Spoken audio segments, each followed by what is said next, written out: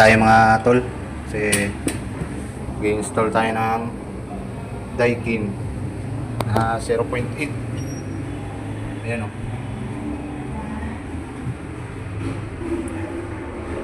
Solo natin to. Diyan natin install. Atin na to lahat. Kain muna tayo. Kasi bibili tayo ng ng materialis.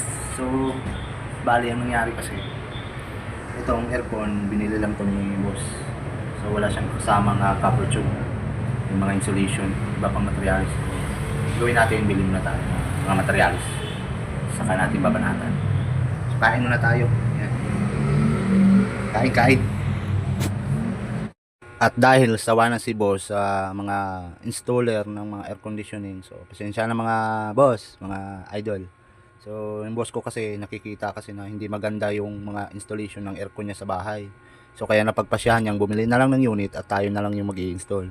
So, nung bumili na ako ng mga materialis ay hindi naman umabot ng 3,000 plus yung nagastos namin kasama yung mga wire, flexible at iba pang mga kailangang materialis katulad nito mga copper tube, no? So, paalala lang kasi mas maganda kasi yung kayo yung mismong bumili ng copper tube kasi mapipili nyo yung yung kapal ng copper tube kasi madalas kasi yung mga pre, no, hindi ko man nila lahat, no, may mga pre kasi na copper tube na sobrang nipis kaya pag flare mo basag agad yung dulo kaya diyan minsan nagkakaroon ng leaking, no. Tapos pag nagkaroon ng problema yung unit, ang hirap tawagan ng mga nag-i-install or yung nagbebenta ng aircon, no. So yun yung minsan yung amo ko na na din nadala na, no.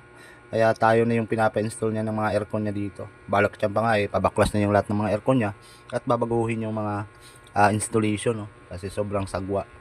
So dito, babalutan na natin to ng putilin tape, itong mga copper tube. Tapos natin balot ng copper tube natin, siyempre bubutasan natin dito. Tapos kailangan natin tong bracket ng aircon natin para pagkakabitan nitong aircon mamaya. So ikabit muna natin to dun sa wall kung saan tayo nagbutas. Baklasin muna natin tong cover ng aircon para hindi madudumihan, para mamaya pag wiring hindi na tayo magbabaklas-baklas pa ng cover, no? Kasi madalas kasi doble ng trabaho kapag kakabit mo yung indoor tapos baklasin mo na naman yung so dito pa sa baba para di tayo mahirapan, baklasin na natin to para isang salpakan na lang mamaya. Ang hirap kasi pag mag-isa tayo mag-install ng aircon. Huy, tabang mga langit, grabe. So sigurado kung sa labas niya to pinapagawa, abutin lang naman to ng 8,000 to 10,000 ang installation nito. Ang sarap ng buhay ni boss, ang laki ng kanyang natipid sa atin, no? So doon, na-connect na natin yung copper tube. Dito na lang tayo, tapos yung wiring dito sa loob na signal at saka line 1, line 2, no? So dito na lang tayo, magdudugtong lang tayo dito. Dito na natin pinabagsak yung drain, yung dati dito. Hirap pag mag-isa magtrabaho. Akit baba. Layout natin. Baba. Kawawa naman tayo. Palaban.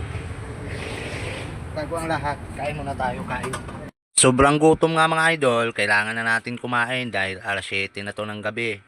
So ito nga pala yung ulam natin, malupit na bangus at saka nilagang baka. Pagkatapos na natin kumain, biniragan natin yung wiring dito sa indoor papunta sa outdoor para papaganahin na natin to nang makauwi na. Ay kakapoy talaga pag mag-isa magtrabaho, oy. Na nga, at yun na nga, nagparging muna tayo mga idol, release muna tayo para wala nang hanging matira dyan sa loob ng mga copper tube. Pagkatapos banata natin to ng leak test na walang humpay, no.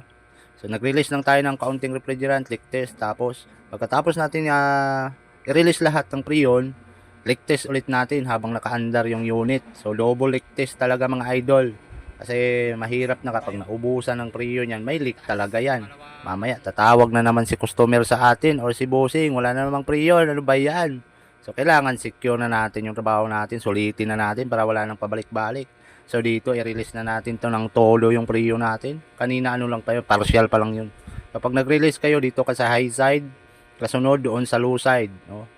Yan, yung ganun yung nakasimple kapag nag-release ka ng preon. Tapos mo dito sa high side, dito ka naman sa low side, dito yan. Yan, pagkatapos mong i-release lahat ng preon, okay, punta ka sa unit dahil mag-isa lang tayo. Panda rin ko yan doon, no? Kay hirap ng buhay. I-utos mo, ikaw naman sumusunod. Ay nako, saklap na buhay. So okay na, na-release na natin dito. Pupunta tayo dun sa lobby, open na natin yung breaker at saka yung indoor. Uy nako, tabang mga langit. Dahil mag-isa ka, magdusa ka sa buhay mo.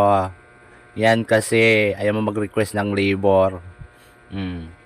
Yan, pagdusa ka, i-open mo yan, i-open mo. Tapos balik ka dun sa baba. Kunan mo lang ang pirahe. Hindi na natin ginamitan ng gauge yan kasi hindi na importante yan. Magaling tayo, magaling tayo. Dami na namang magbabasa sa atin ito. Umuis na.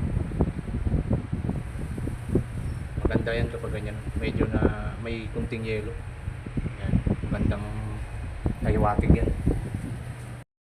Sa mga nais nga pala magpa-install ng aircon dyan, PM at comment na lang kayo dyan sa ating comment section mga idol. Pagkatapos, meron tayong messenger. Andyan din yung link sa baba ng ating messenger. Kontakin nyo na lang ako sa mga magpabaklas ng aircon o magpa-relocate, no? Magpapalipat ng mga location ng indoor at saka outdoor. I-PM nyo lang ako mga idol. Mag-comment lang kayo dyan sa baba. Basta part of Maynila mga idol. Thank you. At pahabol nga pala kung di ka pa nakapag-subscribe, subscribe na para updated ka sa ating next na mga video i-upload mga idol. Goods. Minuto din natin yung observation. Kailangan observe talaga. Okay na. Uwi na. Uwi na tayo. Medyo pagod, mag-isa lang tayo.